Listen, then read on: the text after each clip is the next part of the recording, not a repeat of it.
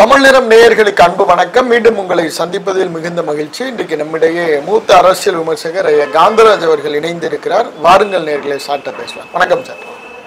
Sir, இந்த பாஜக கூட்டணியில் அதாவது சமீபத்தில் ஒரு பிரஸ் மீட் ஒன்று, அதுல கேட்குறாங்க, அமித்ஷா வரதுக்கு ஒரு நாள் முன்னாடி இருக்கு, எடப்பாடி அவர்கிட்ட மைக் போட்டு கேட்குறாங்க, என்ன சார் பாஜகவோட கூட்டணியா, என்ன உங்களுடைய தேர்தல் கணக்குன்னு கேட்குறப்ப எங்களுடைய எதிரி திமுக தான் அப்படின்னு சொல்றாரு. ஏதாவது நடந்துருக்குமா சார்? ஏன்னா கிட்டத்தட்ட 26 யார் சொன்னது? எடப்பாடி சார். ஆமா, அது தெரிஞ்சது தானே. அது அதிமுகங்கிறது திமுகவுக்கு எதிராக வந்தது தான். அது கலைஞர் அழகா அந்த காலத்தில் சொன்னார். நீதிக்கு விரோதியாக இருக்கிறது அநீதி, யோகியனுக்கு விரோதமாக இருக்கிறவன் அயோக்கியன், திமுக விரோதியாக இருக்க வந்து அதிமுக. அது மாதிரி அன்னைக்கு கலைஞர் விரோதமாக தான் அந்த கட்சியை ஆரம்பித்தேன். அதிமுகவுக்குன்னு என்ன கொள்கை இருக்குது? என்ன கொள்கை இருக்குது சொல்லுங்க பார்க்கலாம். எம்ஜிஆருடைய அண்ணாவுடைய படத்தை போட்டிருக்காங்க. அண்ணாவே அவர் பழனிசாமி கிட்ட கூப்பிட்டு கேளுங்க, அந்த கொடியில் ஒரு ஆள் கையை இப்படி வச்சுக்கிட்டு இருக்க மாதிரி படம் இருக்குது, அது யார் படம்னு கேட்டு பாருங்க, அவர் சொல்கிறாருன்னு கேட்டு பாருங்க. அவருக்கு அதே தெரியாது. இருந்தாலும் அவர் வந்து எனக்கு என்ன பொறுத்தவரை எங்கள் ஊருக்காரரு, அதனால் அவர் மேலே மரியாதை உண்டு. ஏன்னா எங்கள் ஊருக்கு வந்து இப்போ சீஃப் மினிஸ்டர் போஸ்ட்டுக்கு சான்ஸ் உள்ள ஒரே ஆள் அவர் தான். ஆனால் எங்கள் ஊருக்காரர் வர்றாருன்னு. ரெண்டாவது எங்கள் ஊரில் தேவை இருக்குதோ இல்லையோ விதவிதமான பாலங்களை கட்டி அப்படியே பிரமிக்க வச்சுருக்காரு. சேலத்துக்கு போனால் அடையாளம் எங்களுக்கு உண்மை புரிய மாட்டேங்குது. என் வீட்டுக்கு போகிறதா இருந்தால் ஏற்காடு போகிறது வந்து பிரச்சனையே இல்லைங்க. ரயில்வே ஜங்ஷனில் இறங்கினோம்னா, அங்கே ஏறினோம்னா 1.25 மணி நேரத்தில் ஏற்காடு மேலே போய் நின்னோம். அந்த மாதிரி ரோடு போட்டு அதெல்லாம் பண்ணியிருக்காரு. இதான் சொல்கிறாங்க, என்னன்னு தெரியல சார், பிரிட்ஜா கட்டியிருக்காரு, எங்கே போகுது எங்கே வருதுன்னே தெரியல. அது அண்ணன் மகன் தான் சொல்லுவான். ஏத்தாப்பிடிக்கிற டீ கடைக்கு ஒழுங்காக போய் குடிச்சிக்கிட்டு இருந்தேன். இப்போ அந்த டீ கடைக்கு போனால் நான் இங்கேருந்து 3 கிலோமீட்டர் பாலத்தை கிராஸ் பண்ணி திருப்பி அங்கே வர வேண்டியது. அது மாதிரிலாம் இப்போ நிறைய கட்டியிருக்காரு, என்னவோ பண்ணியிருக்காரு, நல்லா இருக்குது பார்க்குறது. சார், இப்போ என்னன்னா பாஜகவோட ஒரு ஒட்டு இல்லை, உறவும் இல்லை. 26லையும் கூட்டணி கிடையாது, 29லையும் கூட்டணி கிடையாது. திடீர்னு பார்த்துக்கிட்டிங்கன்னா இப்போ ஏதோ ஒரு பாஜக பாசிட்டிவ் சென்ட்ரிக் எடுக்கிற மாதிரியான ஒரு தோற்றத்தை காட்டுறாங்க. அவங்க எல்லாமே பி டீம் தாங்க சார். எடப்பாடி, நாம் தமிழர், தாவேக்கா எல்லாமே பி டீம் தானே. அவங்களுடைய கிளைக்கழகங்கள் தான். எப்படி அதிமுக வந்து எம்ஜிஆர் பேரவை, ஜெயலலிதா பேரவைலாம் வச்சுக்கிட்டு இருக்காங்களோ, அது அதிமுக கட்சியினுடைய இது மாதிரி வச்சுருக்காங்களோ, அது மாதிரி பாஜகவினுடைய தமிழ்நாட்டு கிளைக்கு வந்து என்னென்ன பேருனாக்கா எடப்பாடி பழனிசாமி தலைமையில் இருக்க அதிமுக, நாம் தமிழர் கட்சி, தாவேக்கா, இதெல்லாம் வந்து வெவ்வேறு பேர்களில் இயங்குகிற பாஜக. அது வேற கட்சி இல்லை, எல்லாம் ஒரே கட்சி தான். ஆனால் அவங்க வந்து என்ன பண்ணுவாங்கன்னா, பாஜகவுடைய எதிர்ப்பு வாக்குகள்லாம் திமுகவுக்கு போய் அவங்க பெருசாக வெற்றி பெறாங்கிறத அதை பிரிக்கிறதுக்காக தன்னை வந்து பாஜகவுக்கு விரோதி மாதிரி காட்டி பாஜக எதிர்ப்பு வாக்குகள் திமுகவுக்கு முழுக்க போக விடாமல் தடுக்கிறதுக்கு தான் அந்த ஏற்பாடு. அதைத்தான் வந்து அவங்க ஈரோட்டில் அவங்க ட்ரையல் பார்த்தாங்க. அதனால தான் பழனிசாமியிலேருந்து அத்தனை பேரும் புறக்கணிக்கிறோம் சொல்லிவிட்டு நம்ம நிற்காம நின்னா எவ்வளோ ஓட்டு வருதுன்னு பார்த்தாங்க. கிளீனாக தெரிஞ்சு போச்சு. பாஜக அதிமுக வாங்கின அந்த 35,000 ஓட்டு எங்கே போச்சுன்னு தெரியல. வரலையே இவருக்கு, இந்த ஆளுக்கு வரலையே. கரெக்டாக இவர் அதுக்கு முந்தின தேர்தல் அவர் வாங்கின 12,000 ஓட்டு, பாஜக வாங்கின 12,000 ஓட்டு கரெக்டாக அந்த எண்ணி அந்த 12,000 24,000 ஓட்டம் நின்று போச்சுருங்க. மற்ற அந்த இவங்க எதிர்பார்த்த மாதிரி அந்த மற்ற கட்சிகள்லாம் ஒன்றா சேர்ந்ததுன்னா பாஜக எதிர்ப்புன்னு சொன்னாக்க அந்த வாக்குகள்லாம் இவங்களுக்கு வரும்னு பார்த்தாங்க, வரலையே. அதிமுக தொண்டர்கள் எங்கே போனாங்கன்னு தெரியல. அந்த 35,000 ஓட்டு எங்கே போச்சு, யாருக்கு போச்சுன்னு தெரியல. கடைசியில் ஆஸ் யூஷுவல் தனக்கு கீழே நின்ன நோட்டாவுக்கும் சுயேட்சைகளுக்கு மத்தியில் கடும் போட்டியை போட்டுக்கிட்டு போயிட்டார். பாஜக தலைவர் அண்ணாமலை சொல்றாரு, சார் எங்க கூட்டணிக்கு வர்றதுக்காக எல்லாரும் தவம் இருக்காங்க அப்படின்னு சொல்றாரு. என்ன சார், அவர் கூட்டணிக்காக எல்லாம் தவம் இருக்காங்கிறது வேற மாதிரி நீங்க பாக்கணும். நீங்க அரசியலையே பேசிக்கிட்டு இருக்கிறீங்க. சரி, பாஜக கிட்ட நீங்க வந்து ஆதரவா இருக்கிறது உங்களுக்கு என்னென்ன பெனிஃபிட் இருக்கு தெரியுமில்ல? என்ன சார்? ஒன்றிய அரசினுடைய கான்ட்ராக்ட் பூரா கிடைக்கும். கான்ட்ராக்ட் கிடைக்கும், இது கமிஷன் கிடைக்கும், அந்த பணமெல்லாம் சாங்ஷன் ஆகுறது, அதெல்லாம் அதை உடனடியாக நடக்கும். இவ்வளோ லாபம் இருக்குதுங்க. போய் பாருங்களேன், கமலாலயத்துக்கிட்ட கூட்டம் நிற்கும். என்னப்பா இல்லை சார், சைன் ஆகிடுச்சான், இந்த 1 மணி நேரத்தில் வந்துடும்ன்றாங்க. அதுக்கப்புறம் நம்ம பேங்க்குக்கு போய் நம்ம கிளைம் பண்ணிக்கலாம். அப்படியே அப்போ இன்னைக்கு கமிஷன் வந்துடும். அதெல்லாம் ஒன்றும் பிரச்சனை இல்லை சார். பேசியாச்சு, அவர் மினிஸ்டர்கிட்ட சொல்லியாச்சு, அதெல்லாம் கிளியர் ஆகிடுச்சு. செக்ரட்டரி கூட சைன் பண்ணிட்டாரு. வந்துடும், தகவல் தான் வெயிட் பண்ணிட்டு இருக்கு. கொஞ்சம் வெயிட் பண்ணுங்க, ஆஃபீஸுக்கு வந்துடும், தகவல் வந்துடும். அந்த இன்னொரு ஆள்கிட்ட போனோம், என்ன அந்த கான்ட்ராக்டர் நமக்கு ரொம்ப ஃபேவரபுளாக இருக்குது, ஏறத்தோட போயிடுச்சு, எல்லாம் பேசியாச்சு, நமக்கு தான் கான்ட்ராக்ட். நான் கூட என்னடா இந்த கட்சி இவ்வளோ பெருசாக வளர்ந்துருக்குது பார்த்தா, அங்கே பக்கத்தில் ஒரு யூடியூப் சேனல் இருக்குது, அங்கே போய் பக்கத்தில் நின்று வேடிக்கை பார்க்குறேன். நிற்கிறவங்க பூரா கமிஷன் ஏஜென்ட்ஸும் கான்ட்ராக்ட் ஆளுங்களும். அது என்னாச்சுன்னு தெரிஞ்சுக்கிறதுக்காக ஒன்றிய அரசனுடைய அலுவலகமாக இங்கே அந்த கமிஷன் இது கான்ட்ராக்ட் கொடுக்குற அலுவலகமாக தான் அந்த கமலாலயம் இருக்குது. அங்கே நிற்கிறவங்களும் அவங்க தான்.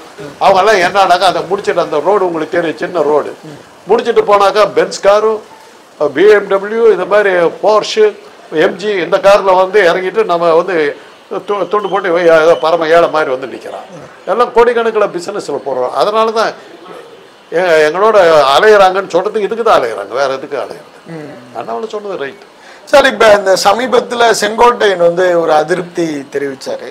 செங்கோட்டையன் அதிருப்தி தெரிவித்தார், ஆனால் திரும்ப அமைதியாயிட்டார். இது மாதிரியான கழக குரல்கள் வந்து அடிக்கடி அதிமுகவில் வருது சார். அதுதாங்க, அமலாக்கத்துறை இருக்கிறவங்க இவங்களால எடுத்து பேச முடியாது, இவங்களால ஒன்றும் பண்ண முடியாது. அமலாக்கத்துறையை கண்டு பயப்படலைன்னா தான் இவங்க வாயை திறக்க முடியும். அதிமுகவில் இருக்கவங்க யாருக்கு அந்த யோகிதை இருக்குது? அவங்க அதெல்லாம் பேச முடியாது. அவங்க இப்போ வேலுமணியும் தங்கமணியும் என்ன பண்ணாங்க, போய் சேர்ந்துட்டாங்கல்ல. எங்க சார்? பாஜக கிட்ட தானே பேசிக்கிட்டு இருக்காங்க அவங்க. அதிமுக இல்லையா சார்? அதிமுக தான். அவங்க கிட்ட போய் என்னை காப்பாற்றுங்க, ஏன்னா அவங்க செலவு பண்ணி தான் இந்த கொங்கு மண்டலத்தில் 10 சீட்டு கிடைச்சிது. ஓகே, சரி. பார்த்தா அவங்கள ஒரு மருந்து மறுத்தாங்க, சரி வந்தாச்சு. அதனால இப்போ திமுக வந்து ஒழுங்கா பணியிலங்கிறதுனால தான் அமலாக்கத்துறை வந்து இப்போ பாருங்க, இப்போ செந்தில் பாலாஜி மேலே வழக்கு போடுறாங்க.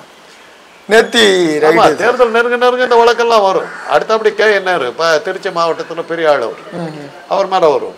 அப்புறம் திருவண்ணாமலையில் ஏவா வேலு அவர் மேலே வரும். சென்னைக்கு சேகர் பாபு, ஈரோடுக்கு முத்துசாமி, இவங்க வீட்டிலலாம் ரைடு வரும். இவங்களெல்லாம் மிரட்டுவாங்க, மிரட்டிட்டு இருக்காங்க. அது பெரிய தாக்கத்தை. அது என்னன்னாக்கா இதனால இவங்கெல்லாம் வந்து மாட்டிக்கிட்டதுனால மக்கள் வந்து திமுக மேல வெறுப்பு வந்து இவங்களுக்கு எதிர்த்து ஓட்டு போட்டாங்க அப்படின்னு சொல்லி வாக்கு எந்திரத்தை பயன்படுத்தி கொடுக்குற ரிசல்ட்டை நியாயப்படுத்துறதுக்கு இவ்வளவு இருக்குது. கொக்கு தலையில வேணா வைக்கிற கதை தான் இது. வாக்கு எந்திரத்தில் சென்சாரம் மாற்றி கொடுக்குற ரிசல்ட்டு நியாயமானதாக கொடுத்தேன் அப்படின்னு காட்டுறதுக்காக நடத்துகிற நாடகம் இது. ஏன்னா இதில் வந்து அவங்களுக்கு வந்து ஒரு இது மகாராஷ்டிராவோட மாட்டிக்கிட்டாங்க, வெளியே வந்துருச்சு. ஊர் ஜனங்க வந்து சண்டைக்கு வந்துட்டான், நாங்கள் ஓட்டே போடல, எப்படிடா ஜெயிச்சேன் அப்படின்னு கேட்க ஆரம்பிச்சிட்டாங்க. வாக்கு எந்திரத்தை மாத்துறாங்கிறது தெரிஞ்சு போச்சு, ஓப்பனாக வந்துருச்சு. அதில் தான் இப்போ பயப்படுறாங்க, மக்கள் வெளி போட பார்க்குறாங்க அப்படின்னு. அதனால தான் சில ஸ்டண்ட்லாம் அவங்க அடிக்க வேண்டியது. Okay sir. இந்த மாஃபா பாண்டியராஜன், ராஜேந்திர பாலாஜி ஒரு 2 பேருக்கும் விருதுநகரில் ஏதோ சட்டம் இருக்கு. பொது மேடையில அவருக்கு சால்வ போட்டார் அப்படின்னு சொல்லிட்டு ராஜேந்திர பாலாஜி பொது மேடையிலே தொண்டரை போட்டு அடிக்கிறார். அப்புறம் வர மீட்டிங்ல கண்ணாப்னான்னு பேசுறார், துரோகம் பண்ணி இருக்கிறார் மாஃபா பாண்டியராஜன் அப்படின்னு சொன்னார். எனக்கு புரியல. பாண்டியராஜன் இப்போ அதிமுக இருக்காரு. ஆமா சார். அன்னைக்கே ரிசைன் பண்ணிட்டு போயிட்டாருங்க. இல்லை சார், கிடையாது சார், நான் என் தொகுதிக்கு தானே சார், நான் அங்கே தானே இருக்கிறேன். அவர் என் வீட்டுக்கு பின்னாடி ஆவடியில் எங்கள் காலேஜுக்கு பின்னாடி தானே இருக்காரு, எனக்கு தெரியுமா. மறுநாள் அதெல்லாம் அவரை பற்றி பதிவு போட்டிருக்கேன். அரசியலில் இருக்கிறதுக்கு எல்லாரும் பின்பற்ற வேண்டிய ஆள் வந்து பாண்டியராஜன். ஆட்சி போயிடுச்சுன்னு அடுத்த நிமிஷம் கட்சி விட்டு விலைக்கு வெளியே போயிட்டார். பாருங்க அந்த சாமர்த்தியம் யாருக்கு வரும்? ஒரு அமைச்சராக இருந்தா அடுத்த நிமிஷம் விலகிட்டாருங்க கட்சி விட்டு. நேத்தி கூட போய் எடப்பாடியெல்லாம் சந்திச்சிருக்காரு அவர். அப்போ விலகினது என்ன பொய்யா? அடுத்த நிமிஷம் விலகிட்டார். ஜெயிக்க போறோம் தெரியும் போது விஜயகாந்த் கட்சியிலிருந்து அதிமுக வந்தார். ஜெயிச்சார். ஜெயிச்ச உடனே அவருக்கு தெரிஞ்ச சாமர்த்தியத்தில் மந்திரி பதவி வாங்கினார். அதிமுக தோத்துச்சுன்னா அடுத்த செகண்ட் கட்சி விட்டு போயிட்டார். நான் பதிவு போட்டிருக்கேன், என்னுடைய பதிவு எடுத்து பாருங்க. அரசியலுக்கு வர்றவங்க பாண்டியராஜனை ஃபாலோ பண்ணுங்கன்னு சொல்லியிருக்கேன். நமக்கு லாபம் இல்லைன்னு தெரிஞ்சு அடுத்த நிமிஷம் கழட்டிக்கிட்டு ஓட்டிடணுங்கிற புத்திசாலித்தனம் அவருக்கு இருக்குதா, ஃபாலோ பண்ணுங்கன்னு சொல்லி. அவர் எப்போ திரும்பி வந்து சேர்ந்தாருன்னு எனக்கு தெரியலையே. ராஜேந்திர பாலாஜி சொல்றது நியாயம். அவரை விட்டு ஓடிட்டார் அன்னைக்கு. நிறைய கட்சி மாறி இருக்கிறார், அம்மாவுக்கு துரோகம் பண்ணி இருக்கிறார் அப்படிலாம் சொல்றாரு. அம்மாவை அவர் பார்க்கல, அது வேற விஷயம். பழனிசாமி காலத்தில் வந்தவர் தான். ஓகே. அதுக்கு முன்னாடி விஜயகாந்த் கிட்ட இருந்தார். அவரை சேர்த்து அவருக்கு பதவியெல்லாம் கொடுத்தாரு. காரணம் உங்களுக்கே தெரியும். ஏன் சார்? பாண்டியராஜன் அவரு அரசியல் வியாபாரி அவரு. வியாபாரம் தெரியும் அவரு. அந்த மாஃபாங்கிறது ஒரு ஆர்கனைசேஷன். அதில் வந்து பல மாணவர்களுக்கெல்லாம் நிறைய அந்த மாணவர்கள் எங்கள் கல்லூரியில் தான் தங்கி படிக்கிறாங்க. அந்த ஒரு இது ஹெச்ஆர் ட்ரைனிங் கோர்ஸ் நடத்துறாரு. எங்கள் ஹாஸ்டல் தான் பயன்படுத்துறாரு. அதான் இருக்காரு. எனக்கு தெரியும். அவர் அடுத்த செகண்ட் கட்சி தோத்துச்சு, பதவி போச்சுன்னாங்க, கட்சியை விட்டு விலகினார் மா பாண்டியராஜன். சார், இப்ப வந்து எடப்பாடியும் கிட்டத்தட்ட பாஜகவை நோக்கி நகர்ந்துட்டாரு. இப்ப அதிமுகவில் இருக்கிற எல்லா பிரிவும் இபிஎஸ், ஓபிஎஸ், டிடிவி, சசிகலா எல்லாரையும் பாஜக இழுத்துட்டுனா அது பாஜகவோட திட்டம் தான் என்ன சார்? அதிமுக ஒழிச்சு விட்டாங்க, 4 பிரிச்சு ஒழிச்சுட்டாங்க. ஒழிச்சிட்டு தன்னுடைய பிடிக்குள்ளார வச்சுக்கிட்டாங்க. சசிகலாவினுடைய தலைமையை ஏற்றுக்கிட்டு இருந்தாங்கன்னா அது ஒரு பெண்ணுக்கு எப்பவுமே தமிழ்நாட்டில் மரியாதை உண்டு. அந்த வகையில் அவங்க அந்த கட்சிக்கு வந்து ஸ்ட்ராங் பண்ணியிருப்பாங்க. ஓகே. ஆனால் அவங்க வந்து சசிகலாவுக்கு வந்து பதவி பிரமாணம் பண்ணி வைக்காம அந்த கவர்னர் ஓடினார். சட்டமன்ற உறுப்பினர்கள் அத்தனை பேர் ஒரு மணி தான் வந்து அவங்கள சீஃப் மினிஸ்டராக தேர்ந்தெடுத்துட்டாங்க. பதவி பிரமாணம் பண்ணி வைக்காம பம்பாயிலேருந்து வந்து அந்த கவர்னர் அப்படியே சொல்லாம கொள்ளாமல் பிள்ளைனர் ஓடி போயிட்டான். அது மாதிரி பண்ணி அந்த சசிகலா வர விடாம தடுத்தாங்க. அதுக்கப்புறம் அந்த மலை ஜெயிலில் தள்ளினாங்க. எல்லாம் பண்ணாங்க. எல்லாம் பண்ணி வர விடாம நிறுத்துறாங்க. திரும்பி வந்தாங்க. பெரிய ஃபேன் ஃபேரோட உள்ள வந்தாங்க. பெங்களூர் ஊரெல்லாம் அப்படி வந்தது. வந்தவங்க அடுத்த நிமிஷம் எங்கே போனாங்கன்னு தெரியல, ஒரு மிரட்டல் போயிட்டாங்க, காணப்பட்டாங்க. அவங்க அந்த அம்மாவை வர விடாம பலகீனமான ஒரு பழனிசாமியும் பன்னீர்செல்வமும் ப்ரூவ்டு ஃபெயிலியர்ஸ். அது அவங்கள வச்சுக்கிட்டு கட்சியை வச்சுட்டு இருக்காங்க, ஒரு கணக்கு கட்டிக்கிட்டு இருக்காங்க. பன்னீர்செல்வத்துக்கு கிடைச்ச வாய்ப்புகள் மாதிரி வேற எவனுக்கு கிடைக்கும்? ஒண்ணுமெல்லாம் ஓடி போயிட்டாரு. Through 2 time chief minister, now deputy to பழனிசாமின்னு போட்டாங்க. அது மாதிரி யார் இருப்பா? அரசியலில் வந்து சந்தர்ப்பத்தை பயன்படுத்தி வர்றவன் தான் அரசியலில் ஜெயிக்க முடியும். அப்படி எடப்பாடி ஜெயிச்சுட்டாரு. எடப்பாடியை ஜெயிக்க வச்சாங்க. ஓகே. நல்ல அடிமை. ஓகே. பாஜக தான் ஜெயிக்க வச்சு. ஆமா. அதனால தான் அந்த இடத்துல மாத்திரம் ஜெயிக்க வச்சு அவருக்கு கரெக்டாக நீங்கள் பார்த்தீங்கன்னா தேர்தல் ஆணையம் எவ்வளோ ஒர்க் பண்ணுதுன்னா, எதிர்கட்சியாக இருக்கிறதுக்கு 60 சீட்டு வேணும்னு வச்சுங்க, கரெக்டாக 61 சீட்டு எம்எல்ஏ ஜெயிக்கிறாங்க. எதிர்கட்சி தலைவர் பதவி கிடைக்கிறதுக்கு ஒரு சீட்டுக்கு மேலே கிடைக்கல. கரெக்டாக அந்த நம்பர். அந்த அளவுக்கு தேர்தல் ஆணையம் வரைச்சிச்சு. சரி, இப்படியே போனா இந்த அதிமுகவினுடைய எதிர்காலம், நிகழ்காலமே இல்லை. அப்புறம் எங்க இருக்குது எதிர்காலம்? எங்க இருக்குது? அதை தான் சொல்றேங்க. ஈரோடு எலெக்ஷன்ல அந்த 35,000 ஓட்டு வாங்கினாங்கன்னா அந்த ஓட்டு எங்க போச்சு? இங்க வந்திருக்கணும் இல்லை, நார்த் மயிலருக்கு வந்திருக்கணும் இல்லை, திமுக எதிர்ப்பு வந்திருக்கணும் இல்லை, ஒரு ஓட்டு வருது. ஆக அவங்களாம் இல்லை, தொண்டர்கள் எங்கேயோ போயிட்டான். சும்மா இவங்க தலைவர்களை வச்சுக்கிட்டு கதை பேசிட்டு உட்காந்து அவர் பழனிசாமி தலைமையில் இருக்கிறது வந்து பொதுக்குழு உறுப்பினர், செயற்குழு உறுப்பினர்கள், எம்எல்ஏக்கள் எல்லாம் சேர்த்து ஒரு 1500 பேர் என்னமோ இருக்காங்க. அவர் தான் அவர்கிட்ட இருக்கிற தொண்டர் பாலம். வேற என்ன இருக்குது? தொண்டர்கள்லாம் யார் இருக்கா? இவங்க அவங்களுக்கெல்லாம் ஒரு சம்பளம் கொடுத்து வச்சுக்கிட்டு இருக்காரு. அவ்வளோ அவங்க தான் ஒரு ஆளுங்க. அதுலேயே பல பேர் வெளியே போயிட்டாங்க. வேலுமணி, தங்கமணியெல்லாம் வர போயிட்டாங்க. அவங்கெல்லாம் தான் அவருக்கு ஃபைனான்சியல் சப்போர்ட். இப்போ இவருக்கு ஆதரவா இல்லையா சார் வேலுமணி, தங்கமணி? அவங்க தன்னை காப்பாற்றிக்கிறதுக்காக நேரடியாக ஏங்க உங்களை வச்சு தான் நான் அவரை பார்க்க முடியும்னு இருந்தது. ஓகே. அமித்ஷா பார்க்கணுன்னா பழனிசாமி மூலமாக தான் போகணுது. அமித்ஷா நேராக என்ன பார்க்கணும் போது நீங்கள் என்னத்துக்கு எனக்கு நேரம் அதுக்காக தான் அவரை வச்சு பழனிசாமி கிட்ட இருக்கவங்களாம் எதுக்காக இருக்கிறான்? அமித்ஷா கிட்ட சொல்லி நம்மளை காப்பாற்றுவாரு அப்படிங்கிறதுக்காக தான் பழனிசாமி கிட்ட இருந்தான். அமித்ஷா டைரக்டா கூப்பிட்டு பேசும்போது பழனிசாமி என்னத்துக்கு தனியாக கிடைக்கிறாரு. அவ்வளோதான் சார். இப்போ இந்த வேலுமணி, தங்கமணி, இந்த மேற்கு மண்டலத்தில் இருக்கிறவங்க கிட்டத்தட்ட அண்ணாமலை அவருடைய வீட்டு ஃபங்க்ஷனுக்கு வராரு. ஜெயலலிதா அவருக்கு கூட அப்படி ஒரு முக்கியத்துவம் கொடுத்துருக்க மாட்டாங்க. ஏன் சார் அப்படி நின்று? ஜெயலலிதா இருந்தபோது இவங்க அடித்தட்டு தொண்டர்களாக இருந்தவங்க. Okay okay. அதுக்கப்புறம் எங்கேயோ போயிட்டாங்க. இன்னைக்கு நீங்கள் நானும் பார்க்க முடியாது அந்த அளவுக்கு வளர்ச்சி. ஒரு செகண்டுக்கு இவ்வளோ வருது, செகண்டுக்கு இவ்வளோ வருமானம், அந்த அளவுக்கு போயிடுச்சு. அதை பாதுகாக்கிறதுக்கு ஒரே வழி அங்கே தான் போய் ஆகணும். அண்ணாமலை தான். ஆமாம், அண்ணாமலை தான் லோக்கல் ஏஜென்ட்டு. அவர்கிட்ட போய் பார்த்துக்கிறேன், பார்த்துட்டியா எல்லாம் வந்துருச்சா கேட்டுக்கா அப்படின்னு சொல்லிட்டு எல்லாம் ரைட்டு அப்படின்னா வர இது பண்ணிடுறேன், இங்கே கிளியர் ஆகிடுச்சுங்க அப்படின்றாங்க. இது பண்ணுறாங்க. அதுக்கு தான் எங்களை பாஜக கூட இருக்கிறதுக்கு ஒரே காரணம், விஜயிலேருந்து எல்லாரும் எதுக்காக வர்றாங்க? அமலாக்கத்துறையை வச்சுக்கிட்டு அவங்க பயன்படுத்துகிறாங்க. மோடி தான் எங்களுடைய முதலமைச்சர் வேட்பாளரை அறிவிப்பார் அப்படின்னு சொல்றாரு. கிட்டத்தட்ட அதிமுகவினுடைய வேட்பாளரை மோடி தான் அறிவிப்பாரு. கட்சி தான், நான் தான் சொல்றேங்களே, அவங்க பி டீமுக்கு அவங்க தலைவர் தாங்க அறிவிக்க முடியும். அவ்வளோ. இதுல என்ன இருக்குது? பெரிய ஆச்சரியத்தோடு கேட்குறீங்க. மோடியே நின்னால் நிற்பார், யாருக்கு தெரியும்? தமிழ்நாட்டில் அதிமுக சார்பில் அவரே நின்னால் நிற்பார், சொல்ல முடியாது. 2026 சார், அதாவது ஒரு பக்கத்து திமுக, பாஜக, அதிமுக, தாவேக, நாம் தமிழர், இந்த அரசியல் போக்கு எப்படி இருக்குன்னு நினைக்கிறீங்க சார்? திமுக கூட்டணி ஸ்ட்ராங்காக நிற்கிது. ஓகே. மக்கள் மத்தியில் பெரிய வெறுப்புகள் பெருசாக இல்லை. பெரிய வெறுப்புகள் இல்லைன்னு தான் சொன்னேன், வெறுப்புகள் இல்லைன்னு சொல்ல முடியாது. ஓகே. பல்வேறு பகுதிகளில் இருப்பது எங்களை போன்ற ஓய்வூதியர்களுக்கு திமுக சரியா இல்லை. எங்களை போன்றவர்கள் அவங்க நிறையா படி வாங்குறாங்க.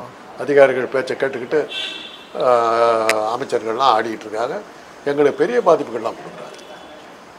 ஓய்வூதியத்தில் ஒரு பாட்டு கட் பண்ணிட்டாங்க. ஓய்வூதியத்தில் கட்டெல்லாம் பண்ணுறாங்க. இந்த வயசில் எங்களை பார்த்துக்கிறதுக்கே யாரும் இல்லாத ஒரு அனாதையாக நாங்கள் சுற்றிட்டு இருக்கிற நேரத்தில் எங்களுக்கு இருக்கிற ஓய்வூதியத்துக்கு தான் எங்கள் பிள்ளைங்கள்லாம் சாப்பாடே போடுறோம். அதில் கையை வைக்கிறாங்க. எங்களுக்கு 1000 எரிச்சலும் ஆத்திரமும் இருக்குது. நாங்கள்லாம் எதிர்த்து ஒர்க் பண்ணுங்கிற அளவில் நாங்கள்லாம் எங்கள் மனசு இருக்குது. பட் என்ன பண்ண முடியும்? மற்ற எல்லாத்துக்கும் அவங்க பண்ணியிருக்காங்க. ஓய்வூதியர்களுக்கு அவங்க பண்ண கொடுமை பயங்கரமான கொடுமை. அது மாதிரி பல அதிருப்தி இருக்குது. அந்த அதிருப்தியை காட்டுறதுக்கு நான் யாருக்கு ஓட்டு போடுறது? சரி, எனக்கு விஜய்க்கு ஓட்டு போடுங்க சார். வர சொல்லுங்க சார். முதல்ல ஒரு கட்சியை ஆரம்பிக்க சொல்லுங்க சார். நாம் தமிழர் சீமான் போடுங்க சார். அதுக்கு அவரை எங்கெங்கெல்லாம் படுத்தா எந்திரிச்சு வந்தாரோ அவங்களுக்கெல்லாம் போய் கப்பம் கட்டிக்கிட்டு இருக்கிறதுக்கு முடியாது. அவர் ஏன் சார் ஒரே வருஷத்துல 17 மூன்றாவது தமிழகத்தினுடைய பெரிய கட்சி சார். அதுதான் பெரிய ஆச்சரியமே என்னன்னா, விடாம கருக்கலைப்பு பண்ணிக்கிட்டே இருந்திருக்காரு. அதே சமயத்துல பிரபாகரனுக்கு துப்பாக்கியில் சுடுறதுக்கு இலங்கையில போய் போர்க்காலத்தில் வர பயிற்சி பண்ணியிருக்காரு. இந்த பக்கம் வந்தாக்கா தேர்தல் பிரச்சாரமெல்லாம் பண்ணிட்டு இருக்காரு. எப்படி அவருக்கு இத்தனை வேலையும் செய்கிறாருன்னு எனக்கு தெரியல. பார்த்தா அதே சமயத்தில் இடைவிடாமல் செக்ஸில் இருந்தார். 24/7 செக்ஸிலே இருந்திருக்காரு. 7 முறை ஒரு வருஷத்தில் கருக்கலைப்பு பண்ணாருன்னா என்ன சாதனை? அது வேற தன்னுடைய சாதனைங்கிறாரு. அப்பேற்பட்ட சாதனையாளர்கிட்ட நம்ம போய் பேச முடியுமா? சார் அவர் பயங்கரமாக பிஸியாக இருக்காருப்பாங்க. எங்கே இருக்கா? பெட்ரூமில் இருக்கார் சார். பெட்ரூமை விட்டு வரணும். அவர் பார்த்து தான் பேச. இவர் பனையூர் விட்டு வெளியே வரணும். அப்புறம் தான் இவர்கிட்ட பேச முடியும். இவங்க 2 பேர்த்துக்கிட்ட எங்கே போய் பேசணும்? இந்த திசையில் போனா திமுகவோட வெற்றி ரொம்ப சுலபமா இருக்குமா சார்? குறைகள் குறைவு, அவ்வளவுதான். குறைகள் குறைவு, அவ்வளவுதான். குறைகள் இல்லைன்னு நான் சொல்றேன். குறைகள் குறைவா இருக்குது. அதனாலதான் சாய்ஸ். சரி, எதிர்த்து ஓட்டு போடுறதுல யாருக்கு போடணும் நீங்களே சொல்லுங்க சார். எடப்பாடிக்கு போடுங்க சார். நீங்க போடுங்க சார். அதுக்கு நான் கொண்டு போய் சாக்கடையில் ஓட்டு போட்டு வந்துடுறேன். ஏன்னா விட்டுருங்க சார். அவங்ககிட்ட இருந்துட்டோம் சார். ஏதாவது திட்டங்கள் இருக்குதா? இத்தனை நாள் நமக்கு எவ்வளோ பிரச்சனை இருக்குது. ஒரு மக்கள் பிரச்சனை அவர் பேசியிருக்காரு. அவர் இன்னைக்கு கையெழுத்து இயக்கம் தொடங்கியிருக்காரு சார் எடப்பாடி. எதுனா கையெழுத்து? மகளிருக்கெல்லாம் பாதுகாப்பு வழங்கணும். மகளிர்கிட்ட கேட்டால் இவர் அதுக்கான இதை சொல்லுங்களேன். மகளிருக்கு என்ன திமுக செய்யலைங்கிறத ஒரு சொல்லணும், எடுத்து சொல்லணும். பாதுகாப்பு டெய்லி வன்முறை நடக்குதுன்னு சொல்றாரு பழனிசாமி. பொள்ளாச்சி பாலியல் வழக்கு சீஃப் மினிஸ்டராக இருந்த பழனிசாமி சொல்றாரு பெண்களுக்கு பாதுகாப்பு. அது கையெழுத்து இயக்கம் சார். அது கையெழுத்து இயக்கம். அந்த பாலியல் வழக்கில் சிக்கனவங்களுக்கு தண்டனை வாங்கி கொடுத்தாரு. அவரு நிகழ்ச்சி ஜாலியாக சுற்றிட்டு இருக்காரு. அந்த பொள்ளாச்சி சேரம் அவர் கூட தானே இருக்காரு. அவரை கூட்டிகிட்டு போய் பேச வைக்கணும். பெண்களுக்கு பாதுகாப்பு அவர் தான். பொள்ளாச்சி ஜெயராமன் தலைமையில் பெண்களுக்கு பாதுகாப்பு கொடுக்கப்படும். பழனிசாமி இல்லை சார், அவருக்கு அதை பற்றி பேசுறது தகுதியே இல்லைன்னு சொல்லிங்க. இருக்குதுன்னு நீங்க சொன்னீங்கன்னா எனக்கு ஒன்றும் ஆட்சேபம் இல்லை. பொள்ளாச்சி பாலியல் வழக்கு உங்களுக்கு தெரியுமில்ல? தெரியும் சார். அந்த வீடியோவெல்லாம் கேட்டிருக்கீங்கல்ல? இதை விட ஏதாவது வேணுமா உங்களுக்கு? எதை பற்றி வேணுமா? என்ன சார் ஆயிப்போச்சு அப்படின்னு வேணுமா சர்வசாரமாக கேட்குறீங்க? இதை விட ஒரு கொடுமை உண்டா சார் ஒரு உலகத்தில்? இந்த ஆட்சியிலையும் நிறைய குழந்தைகள் ரெக்கார்டு பண்ணியிருக்காங்க சார். அந்த பெண்கள் கதறது எவ்வளோ கொடூரமான அவனுங்களெல்லாம் நசுக்கி கொல்லணும் சார். ரோடர் போட்டு ஏற்றி கொல்ல வேண்டிய ஆட்கள் அவருக்கு.